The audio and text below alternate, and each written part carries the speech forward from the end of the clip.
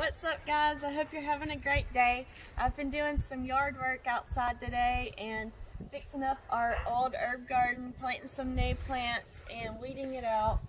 And as you can see, it looks pretty good. Still gonna plant a few other herbs for it. Haven't done that yet, but I've been working on that all day. I'll show you the old video of what it used to look like. But while I was working on it, I was reminded of the parable of the sower in Matthew 13. So I thought I'd talk about that for just a minute with you guys. If you want to open your Bibles to Matthew 13, we'll start at verse 3. And Jesus was talking to the people in parables and teaching them about things.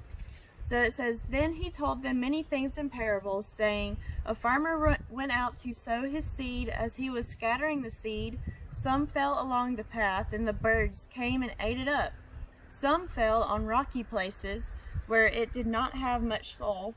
It sprang up quickly because the soil was shallow. But when the sun came up, the plants were scorched, and they withered because they had no root. Other seed fell along thorns, which grew up and choked the plants. Still other seed fell on good soil, where it produced a crop, 100, 60, or 30 times what was sown. Whoever has ears, let them hear." And so that passage, it kind of stops there and it moves on to another subject, but then Jesus goes back to the parable to explain it in verse 18. "Listen then to what the parable of the sower means. When anyone hears the message about the kingdom and does not understand it, the evil one comes and snatches away what was sown in their heart. This is the seed sown along the path. The seed falling on rocky ground refers to someone who hears the word and at once receives it with joy, but since they have no root, they last only a short time. And when trouble or persecution comes because of the word, they quickly fall away.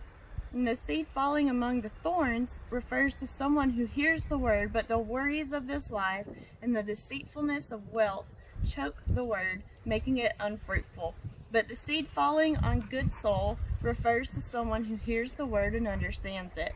And this is the one who produces a crop, yielding 100, 60, or 30 times what was sown." So let's talk about this interpretation for a moment and see how it can apply to our life. So the soul is our hearts. So we have hard soul, shallow soul, cluttered, and good soul. And we all want the good soul because the gospel is the seed that's going to be planted into the soul.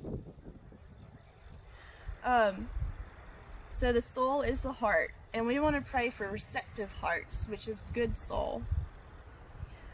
Your response to salvation, to the gospel, it needs to go deeper than just emotional. The emotional response represents the shallow soul.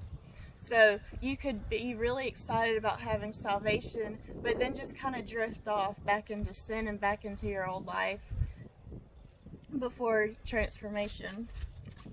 And it also talks about the dangers of worldly living. So busy living lowers the priority of the word. We need to make sure that we're not too busy for God. But also we're dependent on God's work. He sows the seed. As pastors and ministers, we plant it, but ultimately it's up to Him what happens to it once planted.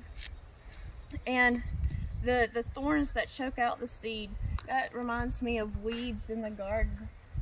Before we planted this and tilled it up, there were weeds everywhere and there weren't any plants because the plants can't grow when there's weeds all around it. They just choke it out. So don't let sin choke out the gospel of your life. Alright, so that's all I have for tonight. I'll see y'all next time. Oh, we have ants.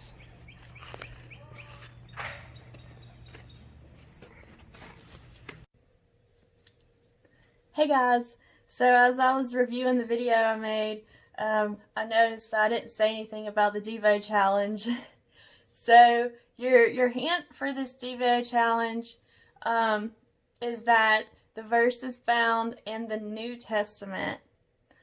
You have the verse written out by now, and Text me, let me know what you think it is, and you will receive a prize, and we'll announce what the prize is Sunday.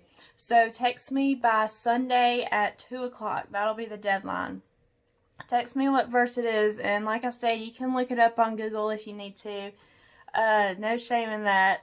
But anyway, just, yeah, I'm excited to see who has participated and who will get a prize.